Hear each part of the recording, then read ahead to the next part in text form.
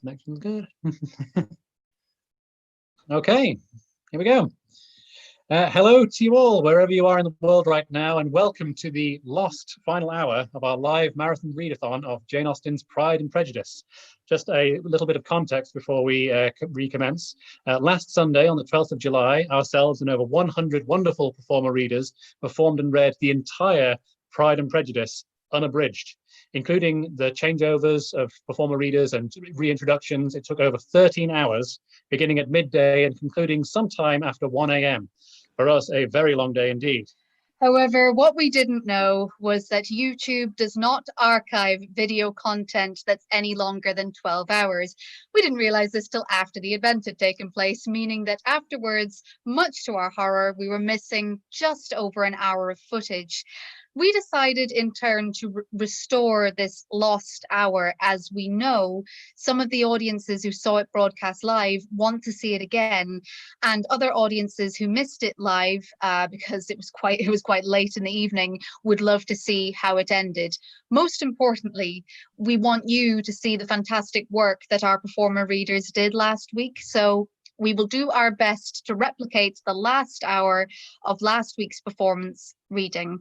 So without further ado, let's reintroduce our final performer readers. So, Sarah Tuswalna. Hi, I'm coming here from Ottawa, Ontario, Canada. And David Scotswood. Yes, the same. Becky McKercher. Hi, I'm also in Ottawa. Morgan Ring. Wrapping up the Ottawa contingent. Charlotte Taylor. Hi, I'm in Brighton. Danielle Farrow. Hello, I'm in Edinburgh. Eleanor Nayland. Hello, calling in from Montreal, Canada. Andrew Mockler.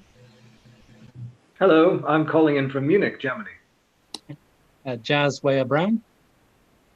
Hi, I'm coming in from Devon. Miriam Kersner. Hi, I'm from Richland, Washington in the United States. Kate Donachi. Hello, I'm from South London. And Keith Hill. And I'm from North East London. Wonderful. Thank you, everyone. And thank you so much for returning to replicate the lost footage. I'm really glad that we're both really glad that you were all able to come back, and you're such stars for coming back. The footage from our marathon read cut during Lady Catherine's infamous question of "Who is your mother?" So we have a theory that a horrified Mrs. Bennett cut the feed at that point. That's our theory anyway. So we will be going from the start of chapter 56.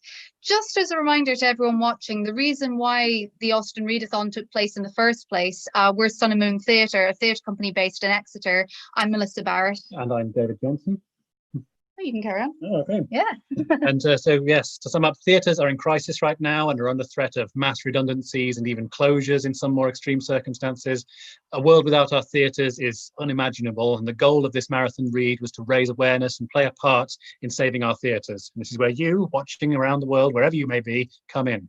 And even with us restoring this final lost hour, what we would like for you to do is take a moment to visit the website of your local theatre or arts venue, or any theatre which has particular significance to you. Click on the donate button on their website and give whatever you can to support them through this time. And if there is no donate link, then click contact, get in touch with your theatre or arts venue of choice and ask how you can help. Just take a few minutes out of your day to make a big difference. And if you do donate, please share with us in the chat like you were doing last week. We loved seeing everything that you said in the chat. It was so much fun during the day. Or please share on Twitter with the hashtags Austen Readathon, Save the Arts. And if you tag us at Sun Moon Theatre, we will like and retweet. Also, please share your thoughts on social media and in the chat. We love to hear. And very lastly, again, as we said before last week, why Pride and Prejudice for a theatre fundraiser? Jane Austen herself loved theatre.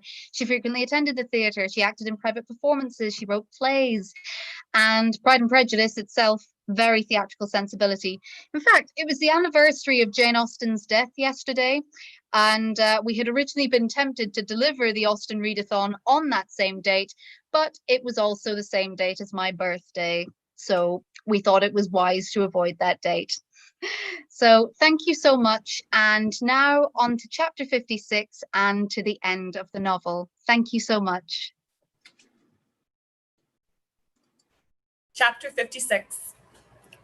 One morning, about a week after Bingley's engagement with Jane had been formed, as he and the females of the family were sitting together in the dining room, their attention was suddenly drawn to the window by the sound of a carriage, and they perceived a chaise and four driving up the lawn. It was too early in the morning for visitors, and besides, the equipage did not answer to that of any of their neighbours. The horses were post, and neither the carriage nor the livery of the servant who preceded it were familiar to them. As it was certain, however, that somebody was coming, Bingley instantly prevailed on Miss Bennet to avoid the confinement of such an intrusion, and walk away with him into the shrubbery. They both set off, and the conjectures of the remaining three continued, though with little satisfaction, till the door was thrown open and their visitor entered. It was Lady Catherine de Bourgh. They were, of course, all intending to be surprised, but their astonishment was beyond their expectation, and on the part of Mrs. Bennet and Kitty, though she was perfectly unknown to them, even inferior to what Elizabeth felt. She entered the room with an air more than usually ungracious, made no other reply to Elizabeth's salutation than a slight inclination of the head, and sat down without saying a word.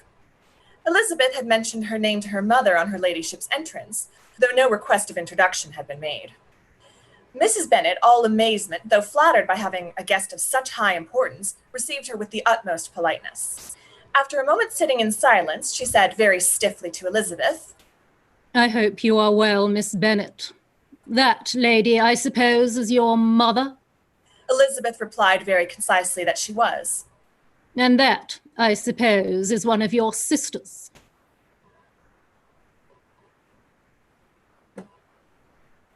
Yes, Well, said Mrs. Bennet, delighted to speak to Lady Catherine. she is my youngest girl but one. My youngest of all is lately married. And my eldest is somewhere about the grounds walking with a young man who I believe will soon become a part of the family. You have a very small park here, returned Lady Catherine after a short silence. It is nothing in comparison of Rosings, my lady, I dare say. But I assure you it is much larger than Sir William Lucas's. This must be a most inconvenient sitting room for the evening in summer. The windows are full west. Mrs. Bennet assured her that they never sat there after dinner, and then added, May I take the liberty of asking your ladyship whether you left Mr. and Mrs. Collins well? Yes, very well. I saw them the night before last. Elizabeth now expected that she would produce a letter for her from Charlotte, as it seemed the only probable motive for her calling. But no letter appeared, and she was completely puzzled. Mrs. Bennet, with great civility, begged her ladyship to take some refreshment, but Lady Catherine very resolutely, and not very politely, declined eating anything, and then, rising up, said to Elizabeth, Miss Bennet, there seemed to be a pretty kind of a little wilderness on one side of your lawn. I should be glad to take a turn in it, if you will favour me with your company. Go, my dear, cried her mother. And show her ladyship about the different walks. I think she will be pleased with the hermitage. Elizabeth obeyed, and running into her own room for her parasol, attended her noble guest downstairs. As they passed through the hall, Lady Catherine opened the doors into the dining room, parlour, and drawing room, and pronouncing them, after a short survey, to be decent-looking rooms, walked on. Her carriage remained at the door, and Elizabeth saw that her waiting woman was in it. They proceeded in silence along the gravel walk that led to the copse. Elizabeth was determined to make no effort for conversation with a woman who was now, more than usually, insolent and disagreeable. How could I ever think her like her nephew? Said she as she looked in her face. As soon as they entered the copse, Lady Catherine began in the following manner. You can be at no loss, Miss Bennet, to understand the reason of my journey hither. Your own heart, your own conscience must tell you why I come. Elizabeth looked with unaffected astonishment. Indeed, you are mistaken, madam. I have not been at all able to account for the honour of seeing you here. Miss Bennet, replied her ladyship in an angry tone, you ought to know that I am not to be trifled with. But however insincere you may choose to be, you shall not find me so... My character has ever been celebrated for its sincerity and frankness, and in a cause of such moment as this, I shall certainly not depart from it. A report of a most alarming nature reached me 2 days ago. I was told that not only your sister was on the point of being most advantageously married, but that Miss Elizabeth Bennet would in all likelihood be soon afterwards united to my nephew, my own nephew, Mr. Darcy. Though I know it must be a scandalous falsehood, though I would not injure him so much as to suppose the truth of it possible, I instantly resolved on setting off for this place, that I might make my sentiments known to you. If you believed it impossible to be true, said Elizabeth, colouring with astonishment and disdain. I wonder you took the trouble of coming so far. What could your ladyship propose by it? At once to insist upon having such a report universally contradicted. You're coming to Longbourn to see me and my family, said Elizabeth coolly.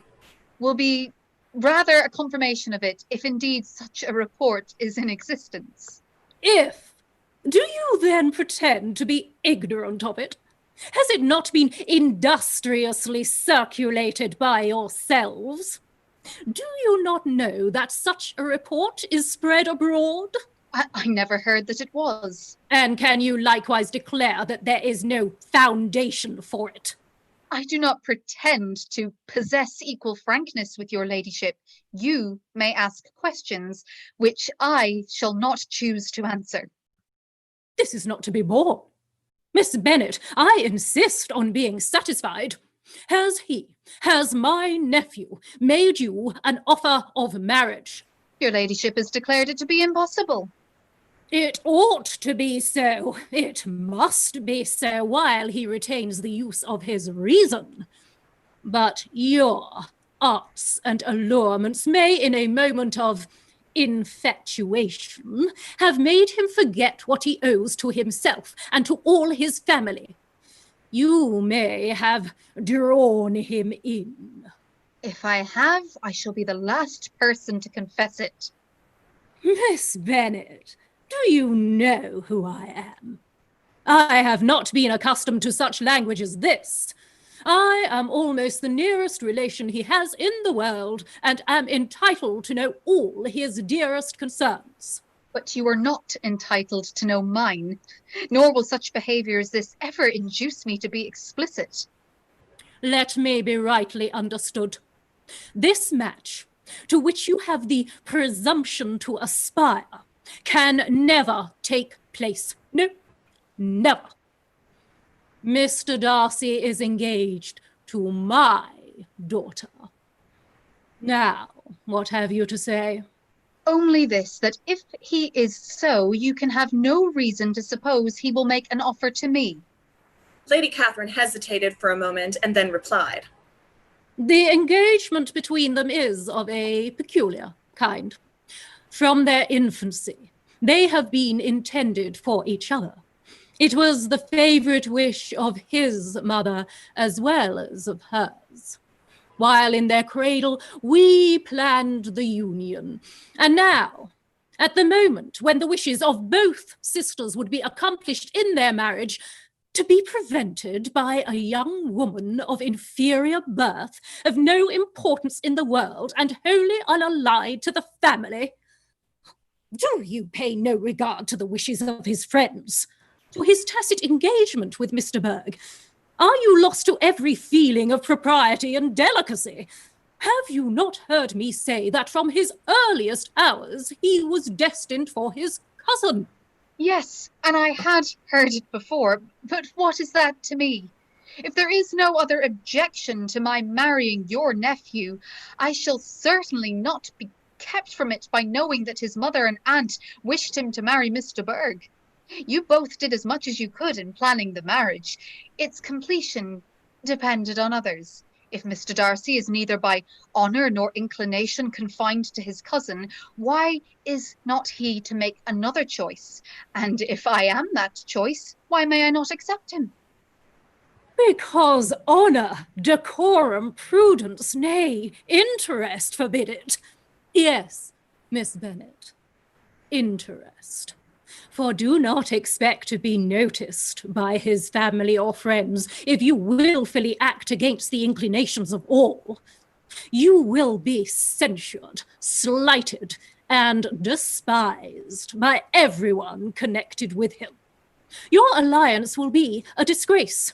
Your name will never even be mentioned by any of us. These are heavy misfortunes, replied Elizabeth. But the wife of Mr. Darcy must have such extraordinary sources of happiness necessarily attached to her situation that she could, upon the whole, have no cause to repine. Obstinate, headstrong girl! I am ashamed of you. Is this your gratitude for my attentions to you last spring? Is nothing due to me on that score? Let us sit down. You are to understand, Miss Bennet, that I came here with the determined resolution of carrying my purpose, nor will I be dissuaded from it. I have not been used to submit to any person's whims. I have not been in the habit of brooking disappointment. That will make your ladyship's situation at present more pitiable, but it will have no effect on me. I will not be interrupted. Hear me in silence. My daughter and my nephew are formed for each other. They are descended on the maternal side from the same noble line, and on the father's from respectable, honourable, and ancient, though untitled, families. Their fortune on both sides is splendid. They are destined for each other by the voice of every member of their respective houses. And what is to divide them? The upstart pretensions of a young woman without family, connections, or fortune? Is this to be endured? But it must not, shall not be. If you were sensible of your own good, you would not wish to quit the sphere in which you have been brought up. In marrying your nephew, I should not consider myself as quitting that sphere. He is a gentleman. I am a gentleman's daughter. So far, we are equal. True, you are a gentleman's daughter. But who was your mother? Who are your uncles and aunts? Do not imagine me ignorant of their condition. Whatever my connections may be, said Elizabeth, if your nephew does not object to them, they can be nothing to you. Tell me once for all, are you engaged to him? Though Elizabeth would not, for the mere purpose of obliging Lady Catherine, have answered this question, she could not but say, after a moment's deliberation, I am not. Lady Catherine seemed pleased. And will you promise me never to enter into such an engagement? I will make no promise of the kind. Miss Bennett, I am shocked and astonished. I expected to find a more reasonable young woman, but do not deceive yourself into a belief that I will ever recede. I shall not go away till you have given me the assurance I require. And I certainly never shall give it. I am not to be intimidated into anything so wholly unreasonable. Your ladyship wants Mr. Darcy to marry your daughter, but would my giving you the wished-for promise make their marriage at all more probable? Supposing him to be attached to me, would my refusing to accept his hand make him wish to bestow it onto his cousin? Allow me to say, Lady Catherine, that the arguments with which you have supported this extraordinary application have been as frivolous as the application was ill-judged. You have widely mistaken my character, if you can think I can be worked on by such persuasions as these. How far your nephew might approve of your interference in his affairs, I cannot tell, but you have certainly no right to concern yourself in mine. I must beg, therefore, to be importuned no farther on the subject. Not so hasty, if you please. I have by no means done. To all the objections I have already urged, I have still another to add. I am no stranger to the particulars of your youngest sister's infamous elopement. I know it all. That the young man's marrying her was a patched-up business at the expense of your father and uncles. And is such a girl to be my nephew's sister? Is her husband, who is the son of his late father's steward, to be his brother? Heaven and earth! Of what are you thinking? Are the shades of Pemberley to be thus polluted? You can now have nothing further to say, she resentfully answered. You have insulted me in every possible method. I must beg return to the house. And she rose as she spoke. Lady Catherine rose also, and they turned back. Her ladyship was highly incensed. You have no regard, then, for the honour and credit of my nephew. Unfeeling, selfish girl. Do you not consider that a connection with you must disgrace him in the eyes of everybody? Lady Catherine, I have nothing further to say. You know my sentiments. You are then resolved to have him. I have said no such thing. I am only resolved to act in that manner, which will, in my own opinion, constitute my happiness, without reference to you or any person so wholly unconnected with me. It is well. You refuse, then, to oblige me.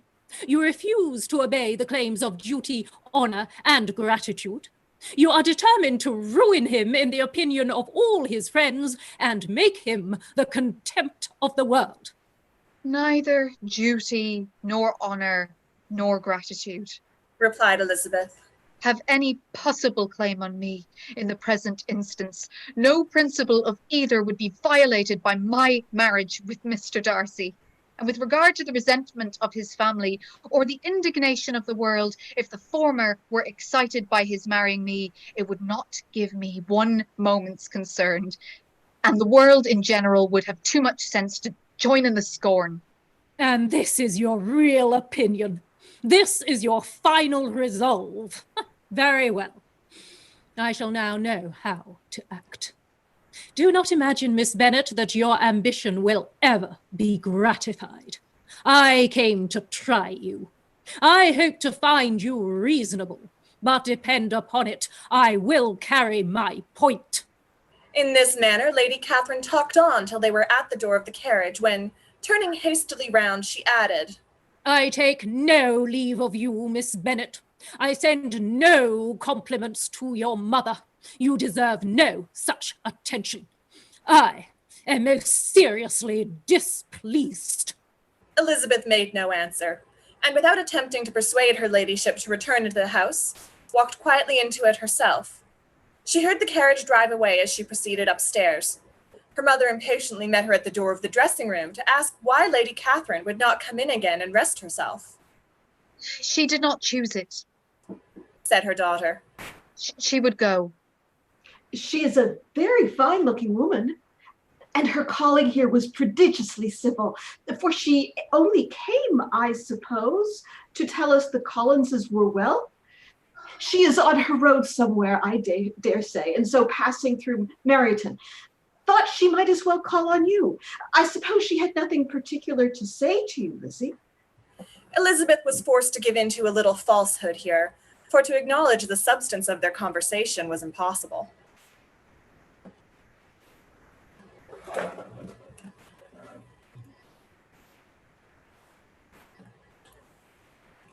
Chapter 57. The discomposure of spirits which this extraordinary visit threw Elizabeth into could not be easily overcome, nor could she, for many hours, learn to think of it less than incessantly.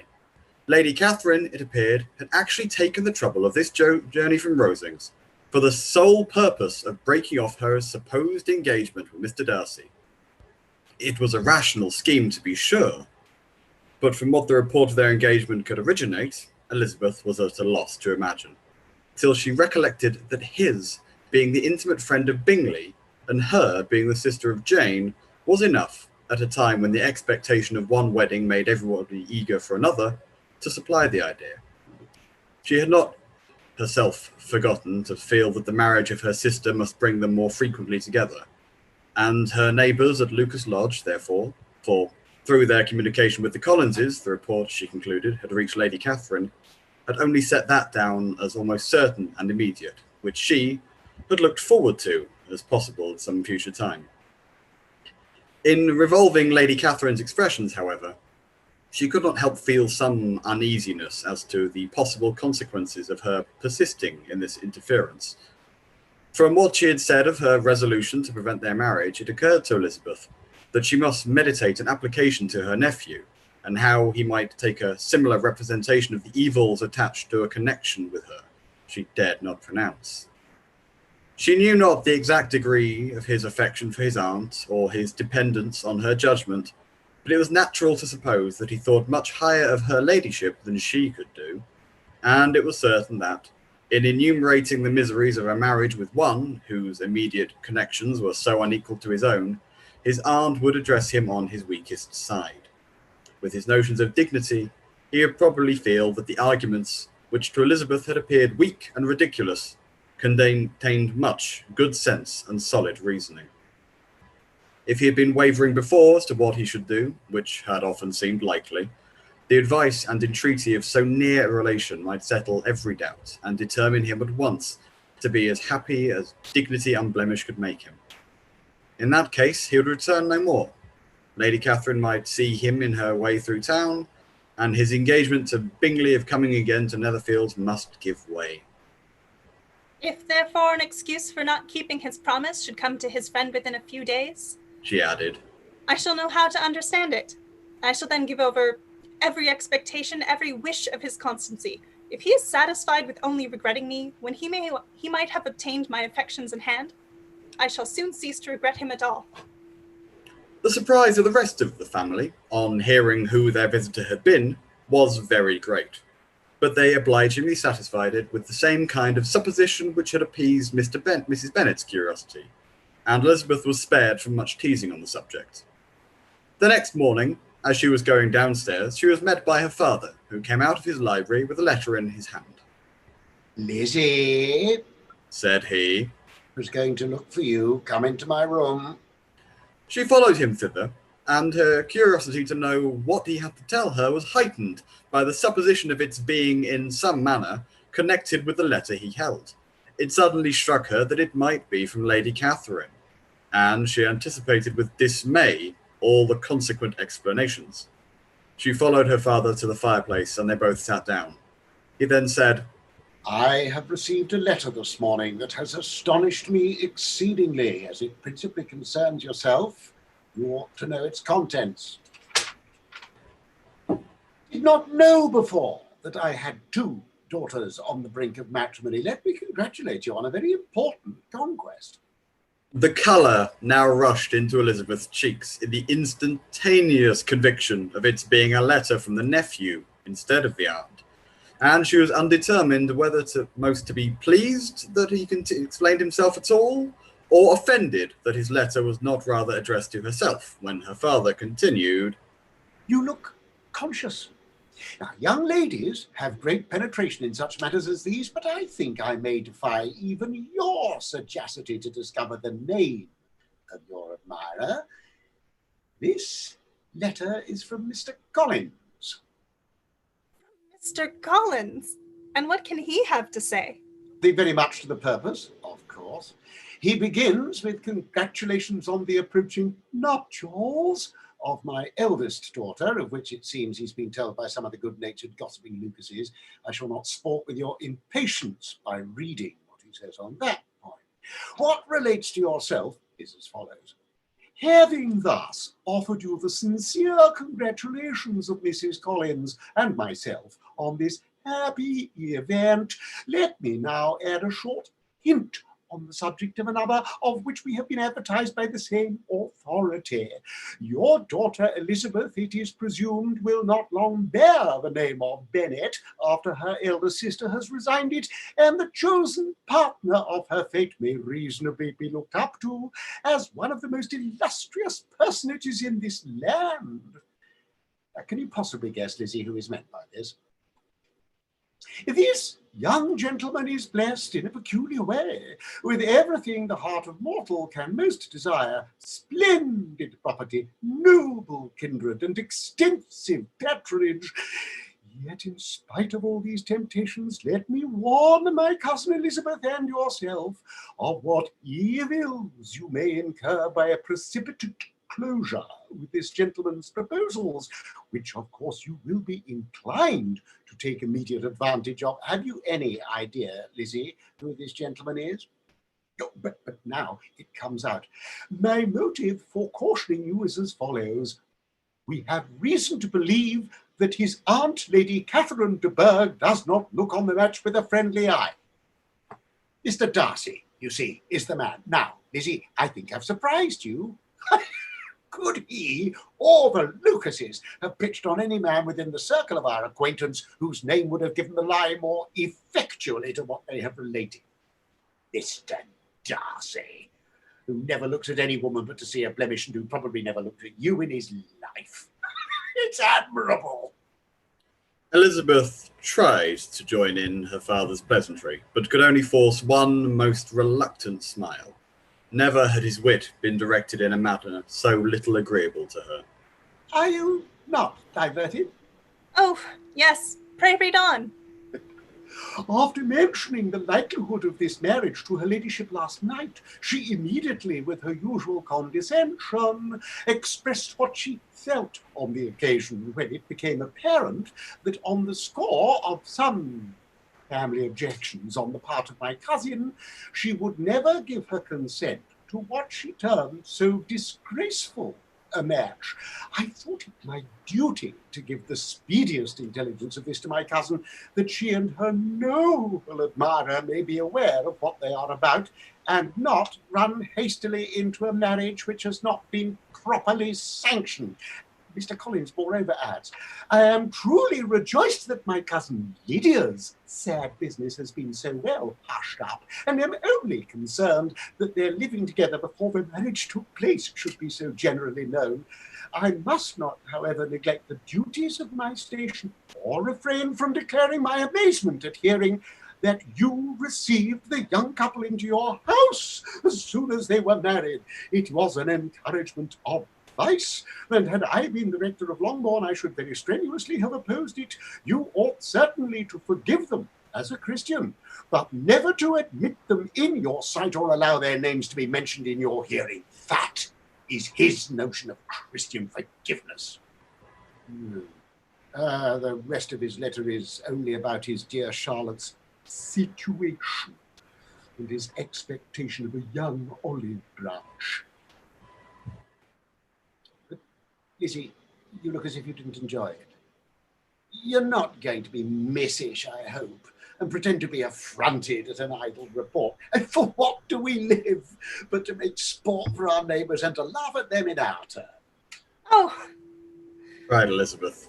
I am excessively diverted, but it is so strange. Well, yes, that's what makes it amusing. Had they fixed on any other man, it would have been nothing. But his perfect indifference and your pointed dislike make it so delightfully absurd. Oh, much as I abominate writing, I would not give up Mr. Collins's correspondence for any consideration. Nay, when I read a letter of his, I cannot help giving him the preference even over Wickham, much as I value the impudence and hypocrisy of my son-in-law. And pray, Lizzie, what said Lady Catherine about this report? Did she call to refuse her consent? To this question, his daughter replied only with a laugh, and as it had been asked without the least suspicion, she was not distressed by his repeating it. Elizabeth had never been more at a loss to make her feelings appear what they were not. It was necessary to laugh when she would rather have cried. Her father had most cruelly mortified her by what he said of Mr. Darcy's indifference, and she could do nothing but wonder at such a want of penetration, or fear that perhaps, instead of his seeing too little, she might have fancied too much. Chapter 58. Instead of receiving any such letter of excuse from his friend as Elizabeth half expected Mr. Bingley to do, he was able to bring Darcy with him to Longbourn before many days had passed after Lady Catherine's visit. The gentlemen arrived early, and before Mrs. Bennet had time to tell him of their having seen his aunt, of which her daughter sat in momentary dread, Bingley, who wanted to be alone with Jane, proposed their all walking out. It was agreed to. Mrs. Bennet was not in the habit of walking. Mary could never spare time, but the remaining 5 set off together. Bingley and Jane, however, soon allowed the others to outstrip them. They lagged behind, while Elizabeth, Kitty, and Darcy were to entertain each other. Very little was said by either. Kitty was much too afraid of him to talk. Elizabeth was secretly forming a desperate resolution, and perhaps he might be doing the same. They walked towards Lucas's because Kitty wished to call upon Maria, and as Elizabeth saw no occasion for making it a general concern, when Kitty left them, she went boldly on with him alone. Now was the moment for her resolution to be executed, and while her courage was high, she immediately said, Mr. Darcy, I am a very selfish creature, and for the sake of giving relief to my own feelings, care not how much I may be wounding yours. I can no longer help thanking you for your unexampled kindness to my poor sister. Ever since I have known it, I have been most anxious to acknowledge to you how gratefully I feel it. Were it known to the rest of my family, I should not have merely my own gratitude to express. I am sorry, exceedingly sorry, that you have ever been informed of what may, in a mistaken light, have given you uneasiness. I did not think Mrs. Gardiner was so little to be trusted. You must not blame my aunt. Lydia's thoughtlessness first betrayed to me that you had been concerned in the matter, and, of course, I could not rest till I knew the particulars. Let me thank you again and again, in the name of all of my family, for that generous compassion which induced you to take so much trouble and bear so many mortifications for the sake of discovering them. If you will, thank me. he replied. Let it be for yourself alone, that the wish of giving happiness to you might add force to the other inducements which has led me on, I shall not attempt to deny, but your family owe me nothing. Much as I respect them, I believe I thought only of you. Elizabeth was too much embarrassed to say a word. After a short pause, her companion added, You are too generous to trifle with me. If your feelings are still what they were last April, tell me so at once. My affections and wishes are unchanged, but one word from you will silence me on this subject forever. Elizabeth, feeling all the more than common awkwardness and anxiety of his situation, now forced herself to speak, and immediately, though not very fluently, gave him to understand that her sentiments had undergone so material a change since the period to which he alluded as to make her receive with gratitude and pleasure his present assurances. The happiness which this reply produced was such as he had probably never felt before, and he expressed himself on the occasion as sensibly and as warmly as a man violently in love can be supposed to do. Had Elizabeth been able to encounter his eye, she might have seen how well the expression of heartfelt delight diffused over his face became him. But, though she could not look, she could listen, and he told her of feelings which, in proving of what importance she was to him, made his affection every moment more valuable.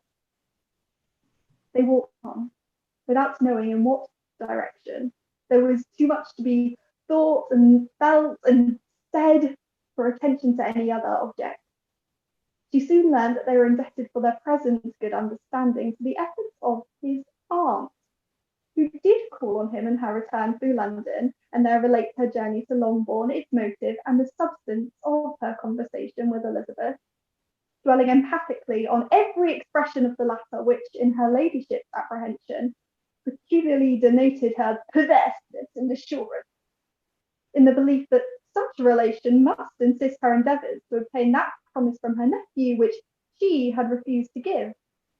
But, unluckily for her ladyship, its effect had been exactly contrariwise.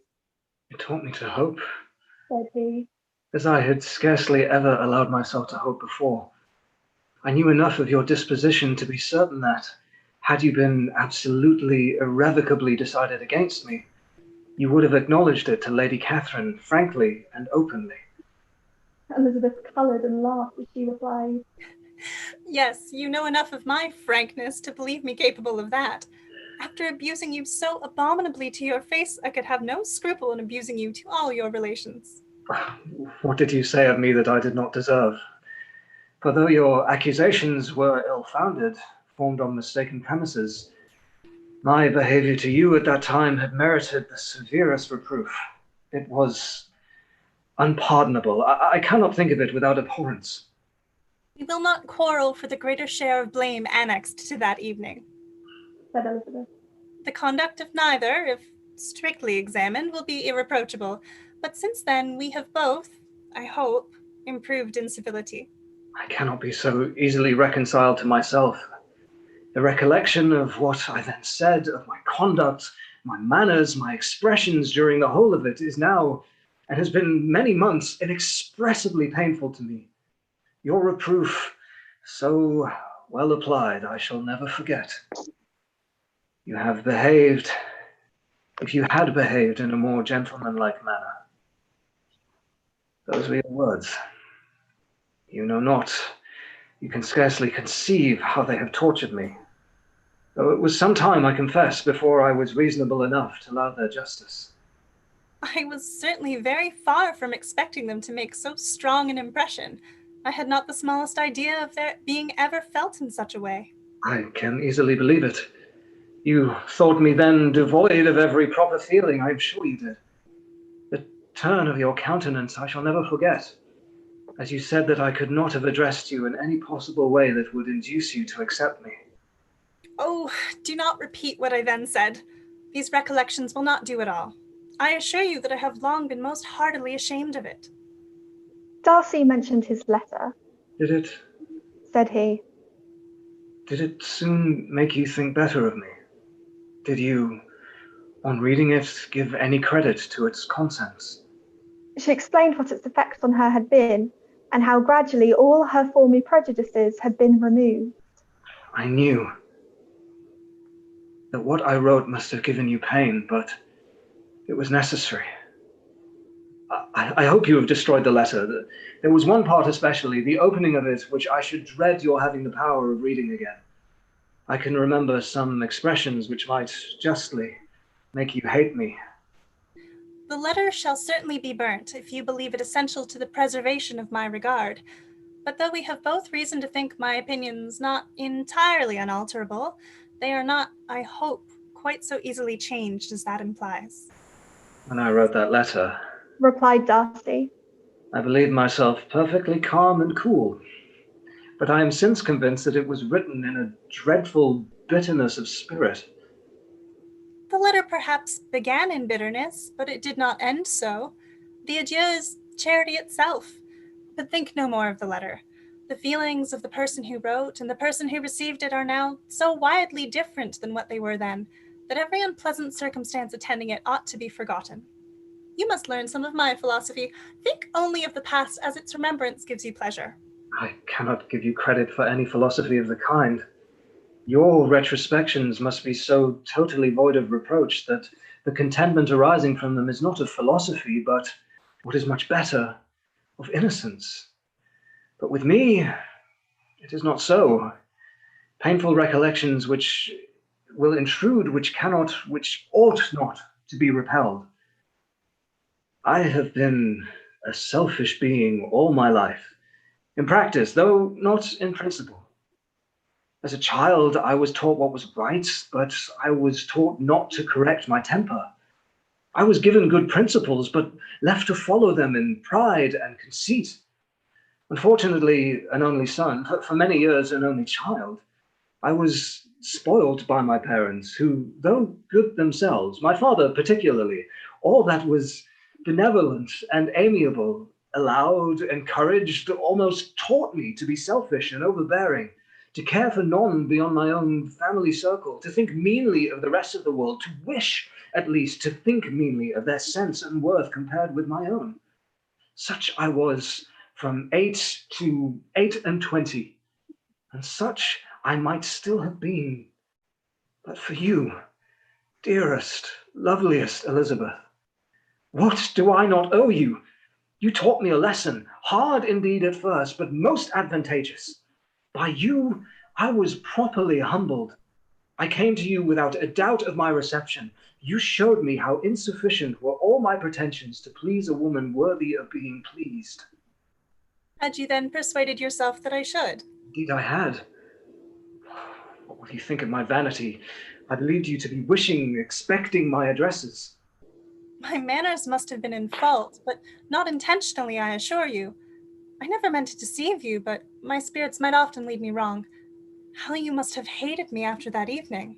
Hate you? I was angry perhaps at first, but my anger soon began to take proper direction. I am almost afraid of asking what you thought of me when we met at Pemberley. You blamed me for coming? No, indeed, I felt nothing but surprise. Your surprise could not be greater than mine in being noticed by you. My conscience told me that I deserved no extraordinary politeness, and I confess that I did not expect to receive more than my due. My object then, replied Darcy, was to show you by every civility in my power that I was not so mean as to resent the past, and I hoped to obtain your forgiveness, to lessen your ill opinion by letting you see that your reproofs had been attended to. How soon any other wishes introduced themselves I can hardly tell, but I believe in about half an hour after I had seen you. He then told her of Georgiana's delight in her acquaintance, and of her disappointment at its sudden interruption, which naturally led to the cause of that interruption. She soon learnt that his resolution of following her from Derbyshire in quest of her sister had been formed before he quitted the inn, and that his gravity and thoughtfulness there had arisen from no other struggles than what such a purpose must comprehend. She expressed her gratitude again, but it was too painful a subject to each to be dwelt on farther. After walking several miles in a leisurely manner, and too busy to know anything about it, they found at last, on examining their watches, that it was time to be at home. What could have become of Mr. Bingley and Jane was a wonder which introduced a discussion of their affairs. Darcy was delighted with their engagement. His friend had given him the earliest information of it. I must ask whether you were surprised, said Elizabeth. Not at all. When I went away, I felt that it would soon happen. That is to say, you had given your permission. I guessed as much. And although he exclaimed at the term, she found that it had been pretty much the case. On the evening before my going to London, said he, I made a confession to him, which I believe I ought to have made long ago. I told him of all that had occurred to make my former interference in his affairs absurd and impertinent. His surprise was great. He had never the slightest suspicion. I told him, moreover, that I believed myself mistaken in supposing, as I had done, that your sister was indifferent to him. And as I could easily perceive that his attachment to her was unabated, I felt no doubt of their happiness together. Elizabeth could not help smiling at his easy manner of directing his friend. Did you speak from your own observation? Said she. When you told him that my sister loved him, or merely from my information last spring? From the former. I had narrowly observed her during the 2 visits which I had lately made here, and I was convinced of her affection. And your assurance of it, I suppose, carried immediate conviction to him. It did. Bingley is most unaffectedly modest. His diffidence had prevented his depending on his own judgment in so anxious a case, but his reliance on mine made everything easy. I was obliged to confess one thing, which for a time, and not unjustly, offended him. I could not allow myself to conceal that your sister had been in town 3 months last winter, that I had known it and purposely kept it from him. He was he was angry, but his anger, I am persuaded, lasted no longer than he remained in any doubt of your sister's sentiments. He has heartily forgiven me now. Elizabeth longed to observe that Mr. Bingley had been a most delightful friend, so easily guided that his worth was invaluable. But she checked herself. She remembered that he had yet to learn to be laughed at, and it was rather too early to begin. In anticipating the happiness of Bingley, which of course was to be inferior only to his own, he continued the conversation till they reached the house. In the hall, they parted. Chapter 59. My dear Lizzie, where can you have been walking to? Was a question which Elizabeth received from Jane as soon as she entered the room, and from all the others when they sat down to table. She had only to say in reply that they had wandered about till she was beyond her own knowledge. She coloured as she spoke, but neither that nor anything else awakened a suspicion of the truth. The evening passed quietly, unmarked by anything extraordinary. The acknowledged lovers talked and laughed, the unacknowledged were silent. Darcy was not of a disposition in which happiness overflows in mirth, and Elizabeth, agitated and confused, rather knew that she was happy than felt herself to be so. For, besides the immediate embarrassment, there were other evils before her. She anticipated what would be felt in the family when her situation became known. She was aware that no one liked him but Jane, and even feared that with the others it was a dislike which not all his fortune and consequence might do away. At night, she opened her heart to Jane. Though suspicion was very far from Miss Bennet's general habits, she was absolutely incredulous here. You are joking, Lizzie. This cannot be. Engaged to Mr. Darcy. No, you shall not deceive me. I know it to be impossible. This is a wretched beginning indeed. My sole dependence was on you. I am sure nobody else will believe me if you do not. Yet indeed I am in earnest. I speak nothing but the truth. He still loves me, and we are engaged. Jane looked at her doubtingly. Oh, Lizzie, it cannot be. I know how much you dislike him.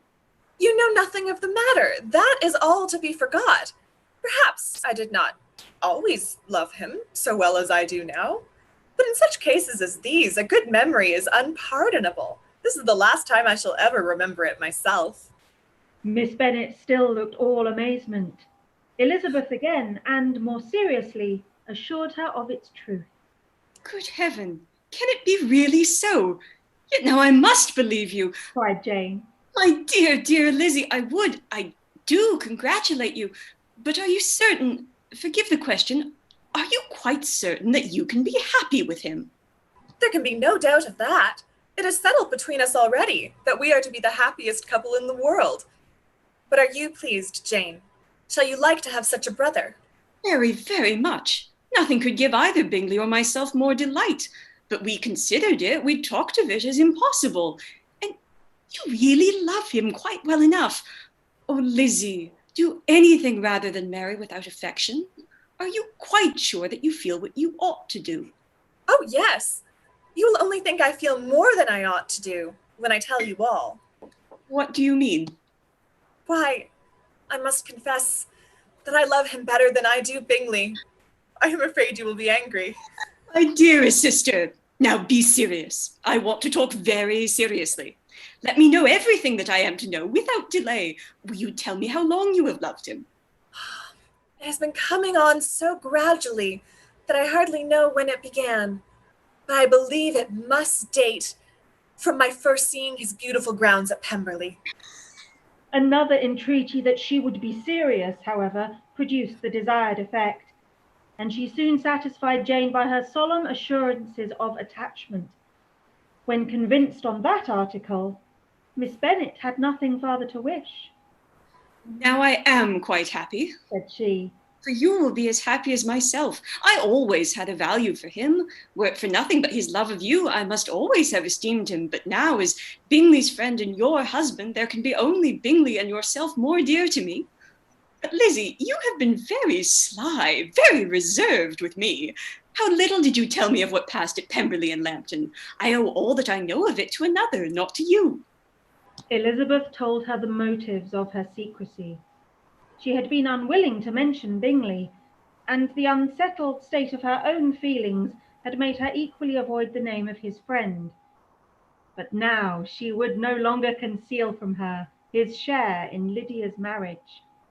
All was acknowledged, and half the night spent in conversation. Good gracious, cried Mrs. Bennet as she stood at a window next morning. If that disagreeable Mr. Darcy is not coming here again with our dear Bingley, what can he mean by being so tiresome as to always be coming here? I had no notion but he would go a-shooting or something or other and not disturb us with his company. What shall we do with him? Lizzie, you must walk out with him again, that he may not be in Bingley's way. Elizabeth could hardly help laughing at so convenient a proposal, yet was really vexed that her mother should always be giving him such an epithet. As soon as they entered, Bingley looked at her so expressively and shook hands with such warmth as left no doubt of his good information, and he soon afterwards said aloud, Mrs. Bennet, have you no more lanes hereabouts in which Lizzie may lose her way again today? I advise Mr. Darcy and Lizzie and Kitty, said Mrs. Bennet, to walk Oakham Mount this morning. It's a nice long walk, and Mr. Darcy has never seen the view. It may do very well for the others, replied Mr. Bingley, but I am sure it will be too much for Kitty. Won't it, Kitty? Kitty owned that she had rather stay at home. Darcy professed a great curiosity to see the view from the Mount, and Elizabeth silently consented. As she went upstairs to get ready, Mrs. Bennet followed her, saying, I am quite sorry, Lizzie, that you should be forced to have that disagreeable man all to yourself. But I hope you will not mind it. It is all for Jane's sake, you know, and there is no occasion for talking to him, except just now and then, so do not put yourself to inconvenience. During their walk, it was resolved that Mr. Bennet's consent should be asked in the course of the evening.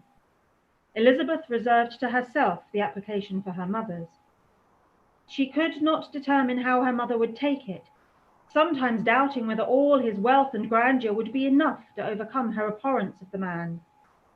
But whether she were violently set against the match or violently delighted with it, it was certain that her manner would be equally ill-adapted to do credit to her sense, and she could no more bear that Mr. Darcy should hear the first raptures of her joy than the first vehemence of her disapprobation.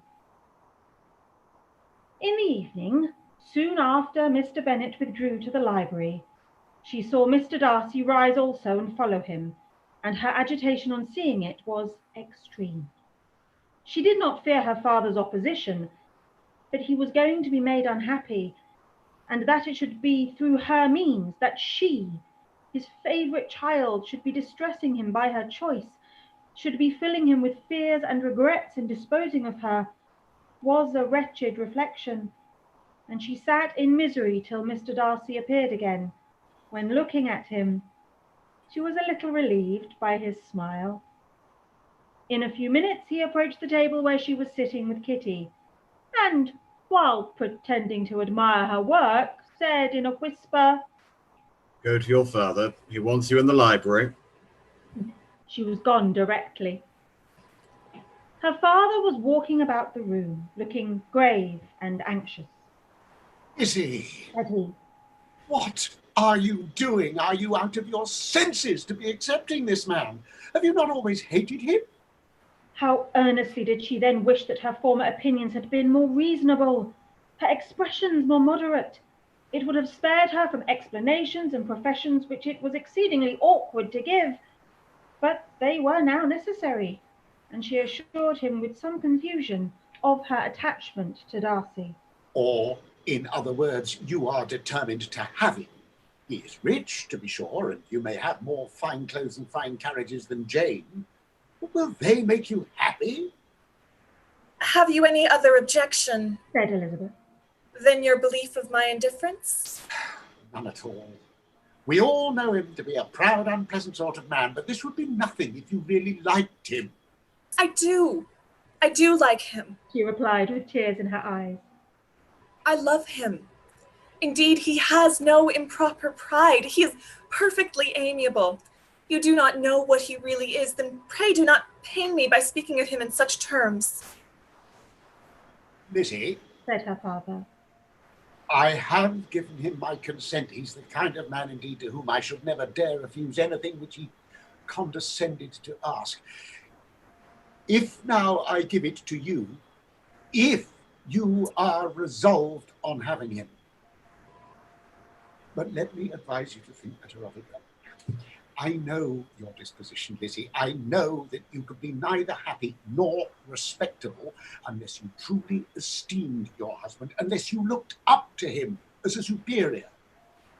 Your lively talents would place you in the greatest danger in an unequal marriage. You could scarcely escape discredit and misery. My child, let me not have the grief of seeing you unable to respect your partner in life. You know not what you are about. Elizabeth, still more affected, was earnest and solemn in her reply, and at length, by repeated assurances that Mr. Darcy really was the object of her choice, by explaining the gradual change which her estimation of him had undergone, relating her absolute certainty that his affection was not the work of a day, but had stood the test of many months' suspense, and enumerating with energy all his good qualities, she did conquer her father's incredulity and reconcile him to the match. Well, my dear, said he when she ceased speaking, I have no more to say. If this be the case, he deserves you. I could not have parted with you, my Lizzie, to anyone less worthy. To complete the favourable impression, she then told him what Mr. Darcy had voluntarily done for Lydia. He heard her with astonishment. Well, this is an evening of wonders indeed. So Darcy did everything. Made up the match, gave the money, paid the fellow's debts, and got him his commission. So much the better. It will save me a world of trouble and economy. Had it been your uncle's doing, I must and would have paid him. But these violent young lovers carry everything in their own way. I shall offer to pay him tomorrow. He will rant and storm about his love for you, and there will be an end to the matter. He then recollected her embarrassment a few days before on his reading Mr. Collins's letter, and after laughing at her some time, allowed her at last to go, saying as she quitted the room, If any young men come for Mary or Kitty, send them in, for I'm quite at leisure. Elizabeth's mind was now relieved from a very heavy weight, and after half an hour's quiet reflection in her own room, she was able to join the others with tolerable composure.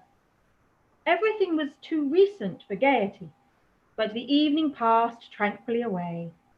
There was no longer anything material to be dreaded, and the comfort of ease and familiarity would come in time. When her mother went up to her dressing room at night, she followed her and made the important communication. Its effect was most extraordinary, for on first hearing it, Mrs. Bennet sat quite still and was unable to utter a syllable. Nor was it under many, many minutes that she could comprehend what she heard, though not in general backward to credit what was for the advantage of her family, or that came in the shape of a lover to any of them.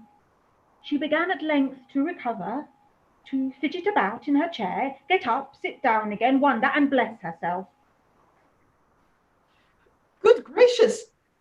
Lord bless me, only think! Dear me, Mr. Darcy!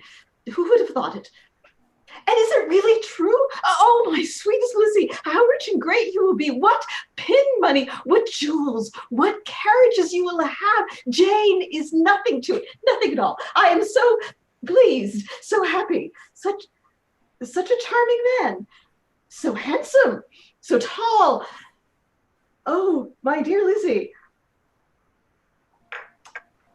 apologize for my having disliked him so much before. I hope he will overlook it. Dear Lizzie.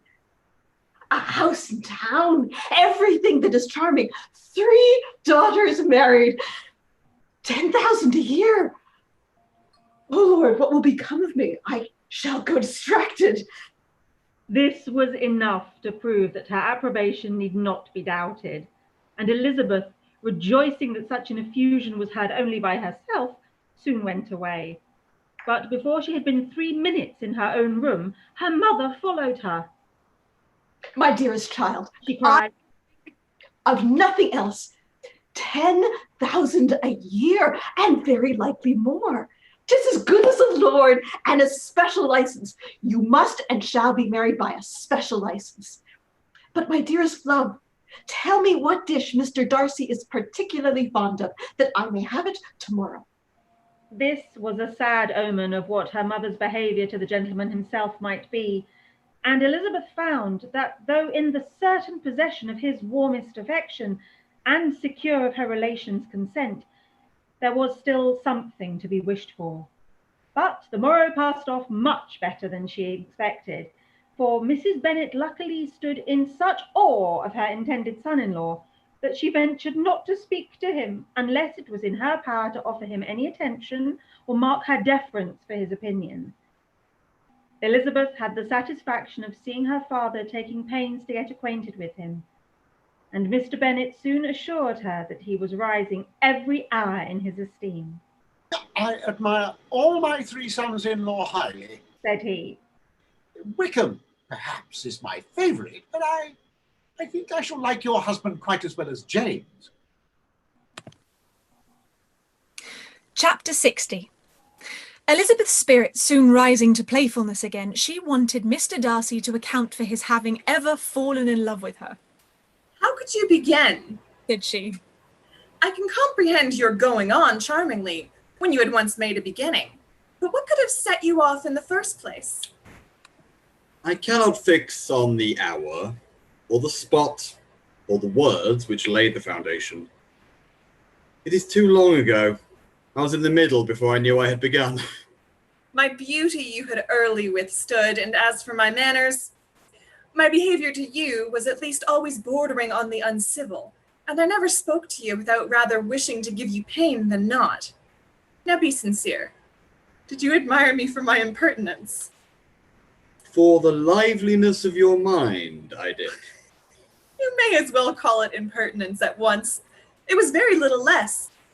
The fact is that you were sick of civility, of deference, of officious attention. You were disgusted with the women who were always speaking and looking and thinking for your approbation alone. I roused and interested you because I was so unlike them. Had you not been really amiable, you would have hated me for it. But in spite of the pains you took to disguise yourself, your feelings were always noble and just, and in your heart you thoroughly despised the persons who so assiduously courted you. There, I've saved you the trouble of accounting for it. And really, all things considered, I began to think it perfectly reasonable. To be sure, you knew no actual good of me, but nobody thinks of that when they fall in love. Was there no good in your affectionate behaviour to Jane when she was ill at Netherfield? Dearest Jane, who could have done less for her? But make a virtue of it by all means. My good qualities are under your protection, and you are to exaggerate them as much as possible. And in return, it belongs to me to find occasions for teasing and quarreling with you as often as may be. And I shall begin directly by asking you, what made you so unwilling to come to the point at last? What made you so shy of me when you first called and afterwards dined here? Why, especially when you called, did you look as though you did not care about me? Because you were grave and silent and gave me no encouragement. But I was embarrassed. And so was I. You might have talked to me more when you came to dinner. A man who had felt less might. How unlucky that you should have a reasonable answer to give, and that I should be so reasonable as to admit it. I wonder how long you would have gone on if you had been left to yourself. I wonder when you would have spoken if I had not asked you. My resolution of thanking you for your kindness to Lydia had certainly great effect. Too much, I am afraid. For what becomes of the moral if our comfort springs from a breach of promise? never ought not to have mentioned the subject. This will never do. You need not distress yourself. The moral will be perfectly fair. Lady Catherine's unjustifiable endeavours to separate us were the means of removing all my doubts. I am not indebted for my present happiness to your eager desire of expressing your gratitude. I was not in a humour to wait for any opening of yours. My aunt's intelligence had given me hope, and I was determined at once to know everything. Lady Catherine has been of infinite use, which ought to make her happy, for she loves to be of use. But tell me, what did you come down to Netherfield for? Was it merely to ride to Longbourn and be embarrassed? Or had you intended any more serious consequence? My real purpose was to see you, and to judge, if I could, whether I might ever hope to make you love me.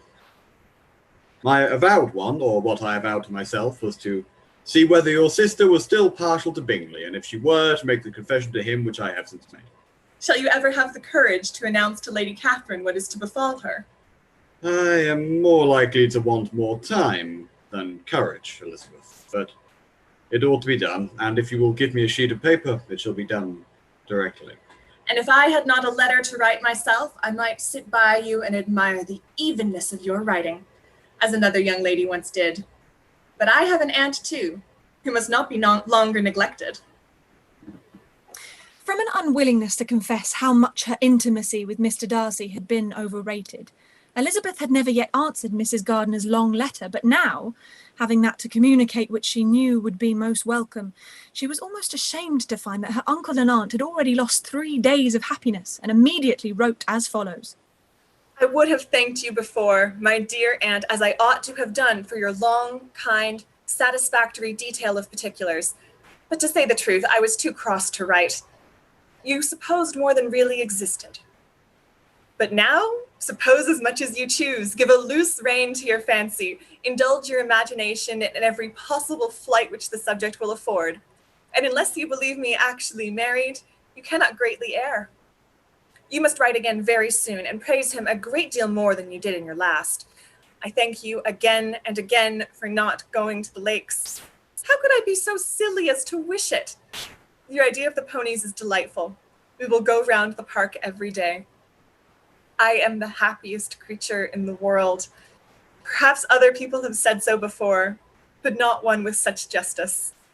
I am happier even than Jane. She only smiles. I laugh. Mr. Darcy sends you all the love in the world that he can spare from me. You are all to come to Pemberley at Christmas. Yours, etc. Mr. Darcy's letter to Lady Catherine was in a different style, and still different from either was what Mr. Bennett sent to Mr. Collins in reply to his last. Dear Sir, I must trouble you once more for congratulations. Elizabeth will soon be the wife of Mr. Darcy. Console Lady Catherine as well as you can. But if I were you, I would stand by the nephew. He has more to give. Yours sincerely, etc. Miss Bingley's congratulations to her brother on his approaching marriage were all that was affectionate and insincere.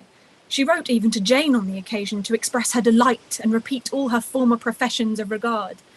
Jane was not deceived, but she was affected, and though feeling no reliance on her, could not help writing her a much kinder answer than she knew was deserved. The joy which Miss Darcy expressed on receiving similar information was as sincere as her brother's in sending it. 4 sides of paper were insufficient to contain all her delight and all her earnest desire of being loved by her sister. Before any answer could arrive from Mr. Collins, or any congratulations to Elizabeth from his wife, the Longbourn family heard that the Collinses were come themselves to Lucas Lodge. The reason of this sudden removal was soon evident. Lady Catherine had been rendered so exceedingly angry by the contents of her nephew's letter that Charlotte, really rejoicing in the match, was anxious to get away till the storm was blown over. At such a moment, the arrival of her friend was a sincere pleasure to Elizabeth, though in the course of their meetings she must sometimes think the pleasure dearly bought when she saw Mr. Darcy exposed to all the parading and obsequious civility of her husband. He bore it, however, with admirable calmness. He could even listen to Sir William Lucas when he complimented him on carrying away the brightest jewel of the country, and expressed his hopes of their all meeting frequently at St. James's with very decent composure. If he did shrug his shoulders, it was not till Sir William was out of sight. Mrs. Phillips's vulgarity was another, and perhaps a greater, tax on his forbearance, and though Mrs. Phillips, as well as her sister, stood in too much awe of him to speak with the familiarity which Bingley's good humour encouraged, yet whenever she did speak, she must be vulgar, nor was her respect for him, though it made her more quiet, at all likely to make her more elegant. Elizabeth did all she could to shield him from the frequent notice of either, and was ever anxious to keep him to herself, and to those of her family with whom he might converse without mortification. And though the uncomfortable feelings arising from all this took from the season of courtship much of its pleasure, it added hope of the future, and she looked forward with delight to the time when they should be removed from society, so little pleasing to either, to all the comfort and elegance of their family party at Pemberley. Chapter 61. Happy for all her maternal feelings was the day on which Mrs. Bennet got rid of her two most deserving daughters. With what delighted pride she afterwards visited Mrs. Bingley and talked with Mrs. Darcy may be guessed. I wish I could say, for the sake of her family, that the accomplishment of her earnest desire in the establishment of so many of her children produced so happy an effect as to make her a sensible, amiable, well-informed woman for the rest of her life, though perhaps it was lucky for her husband, who might not have relished domestic felicity in so unusual a form that she still was occasionally nervous and invariably silly. Mr. Bennet missed his second daughter exceedingly. His affection for her drew him oftener from home than anything else could do. He delighted in going to Pemberley, especially when he was least expected. Mr. Bingley and Jane remained at Netherfield only a 12-month. So near a vicinity to her mother and Meryton, relations was not desirable even to his easy temper or her affectionate heart. The darling wish of his sisters was then gratified. He bought an estate in a neighbouring county to Derbyshire, and Jane and Elizabeth, in addition to every other source of happiness, were within 30 miles of each other. Kitty, to her very material advantage, spent the chief of her time with her two elder sisters.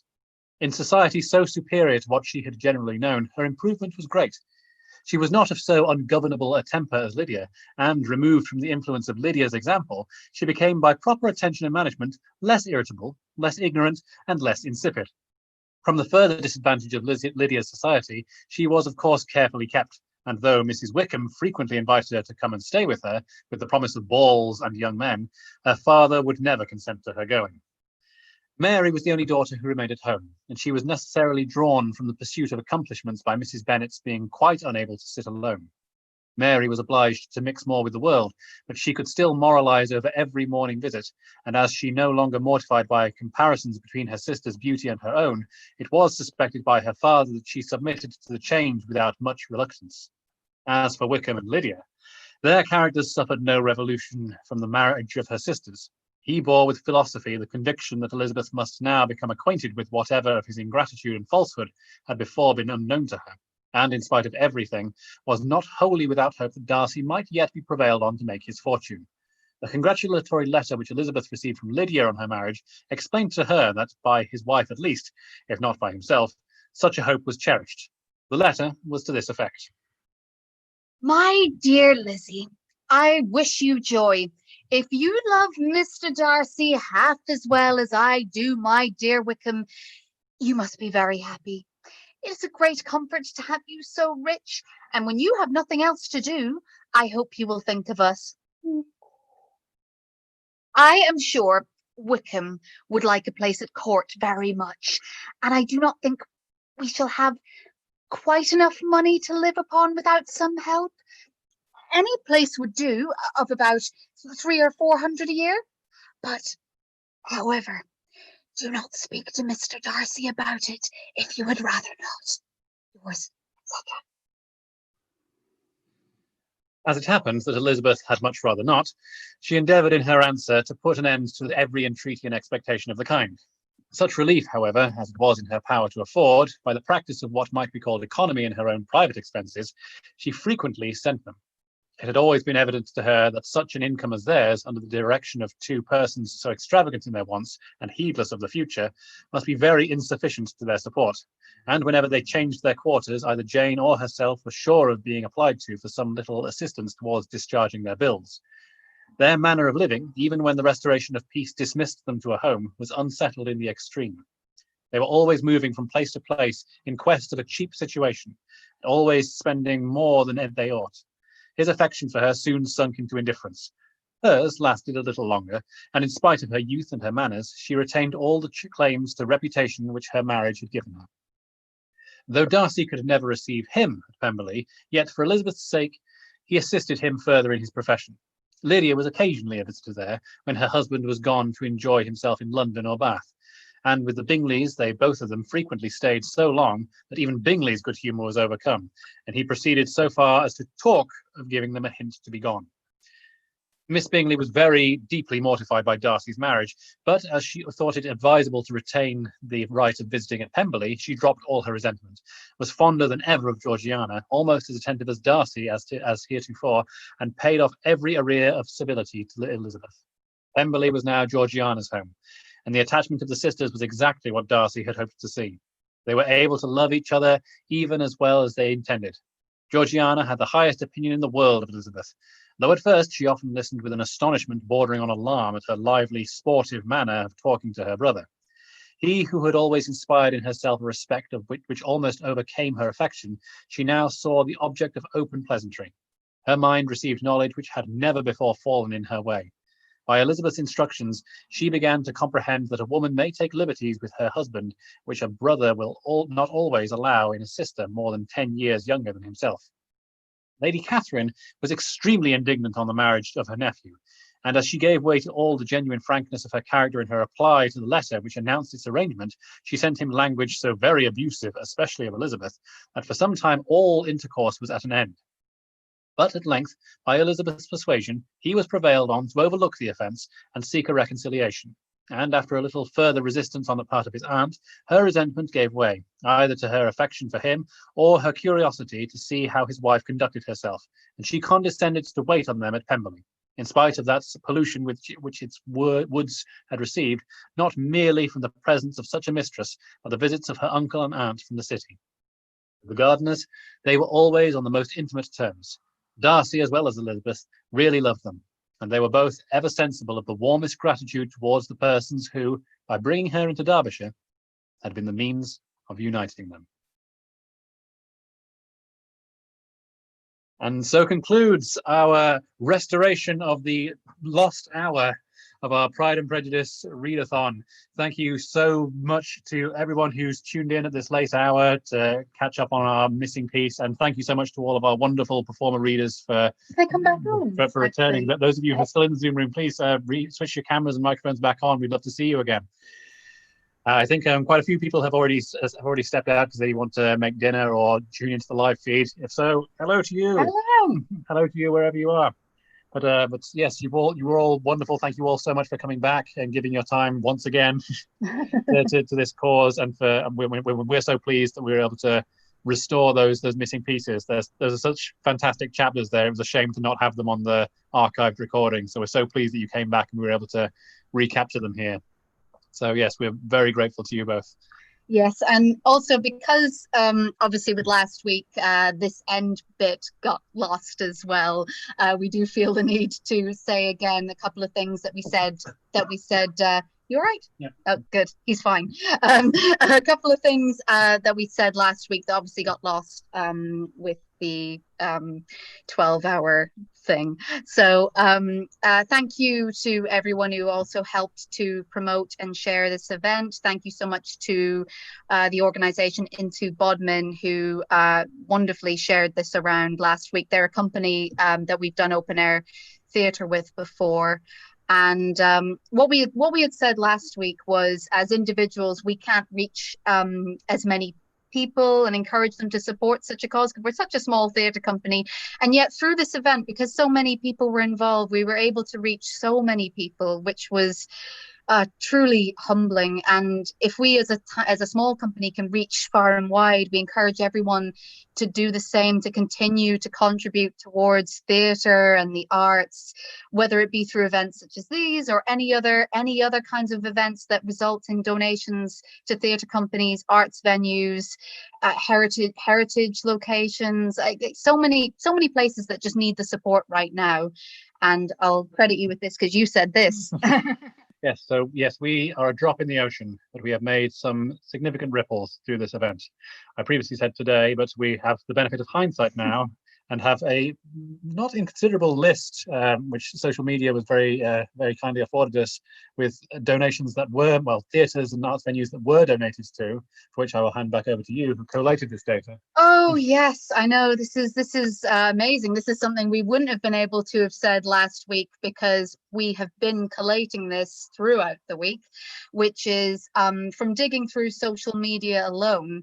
Donations were definitely made, at least according to social media, to the following organisations last week. So I will say, including Waterside Arts, Shakespeare's Globe, Alma Tavern, Oxford Playhouse, Orange Tree Theatre, Belgrade Theatre, Stephen Joseph Theatre, The Crucible, Lawrence Batley Theatre, Exeter Northcote Theatre, Marine Theatre, Lyric Bridport, Penley Park Open Air Theatre, the Gladstone, Pitlochry Theatre, Lyceum Theatre, Theatre Royal Plymouth, His Majesty's Theatre, Aberdeen Music Hall, the Lemon Tree under the Aberdeen Performing Arts branch, Malvern Theatres, Worcester Rep, Hull Truck Theatre, the Rose Theatre, Theatre by the Lake, Seen and Heard, the Sherman Theatre, Royal Exchange Theatre, Northampton Theatres Trust, Theatre Royal Bath, Birmingham Rep, Bristol Old Vics, the Signet Theatre, the Plough Arts Theatre, the Swallow Theatre, the Dundee Rep, the Byre Theatre and Nottingham Playhouse. There were also donation shout-outs to Westacre Theatre, Derby Theatre, Nonsuch Studios, Sheringham Little Theatre, sorry this is so long, but it's good, lots of donations, Rialto Theatre, Brighton Open Air, the RSC, Sheringham Little Theatre, I'm not sure if I've already said that, Shakespeare and Company, First Stage Theatre, Silver Spring Stage, and we also had some donations at least to Jane Austen's house as well. We did a bit of a shout out to Jane Austen's Centre, and we were even lucky enough to get a couple of donation shout outs ourselves, which we were very surprised about. How kind of you. There are a couple more as well, but I'm just going to pass it over to David while I get those from this evening.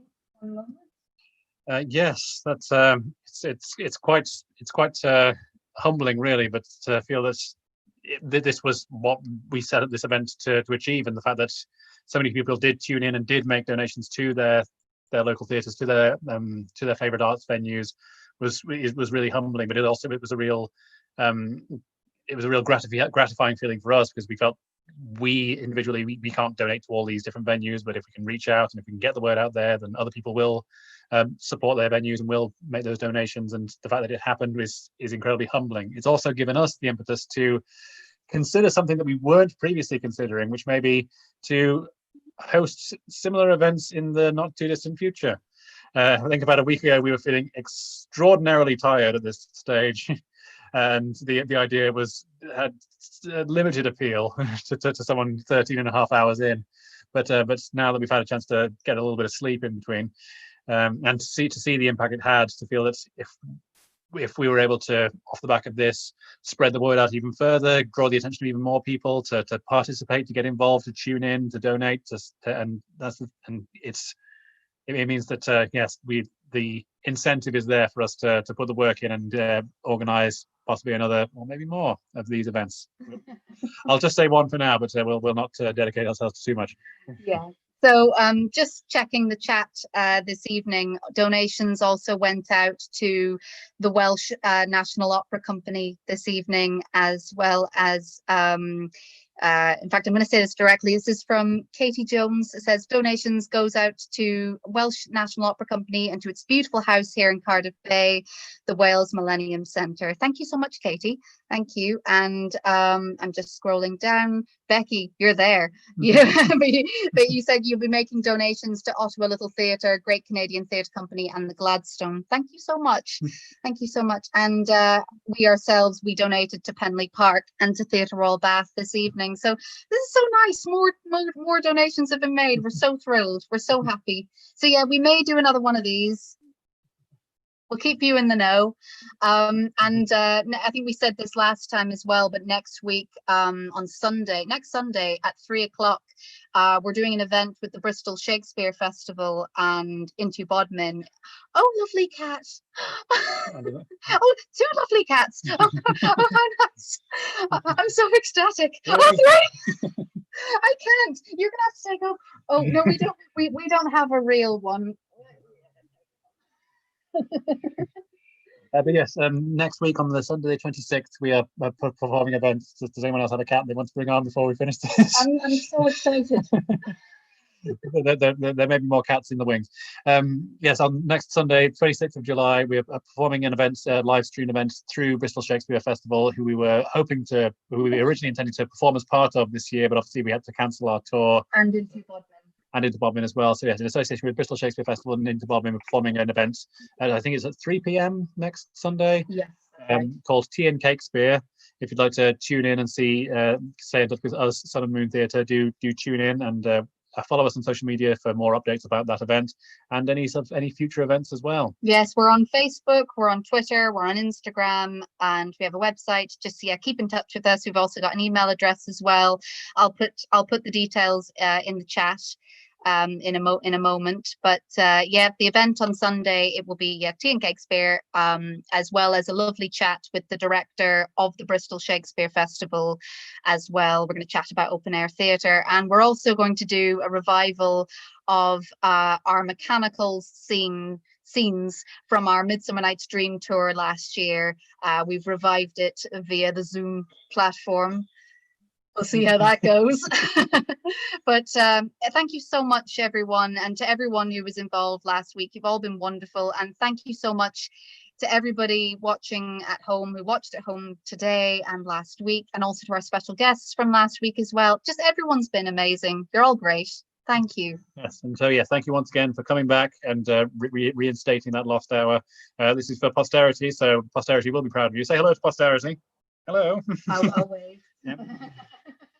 Does anyone have anything to say before they go, or is everyone happy and ready? Thank you. Just a thank you to you guys again would be very appropriate. You guys have done amazing work for all of this. Unbelievable. So really well done, you both. Thank you so much. Yes, I think we'll take the we'll bring the live feed to an end. But yes, thank you so much to everyone who tuned in last week, who tuned in again this week, or anyone who's watching this, not live, but watching this in the future. Thank you to you as well. You are wonderful and great, and we hope to see you again soon. See you soon. Thank you so much. Bye.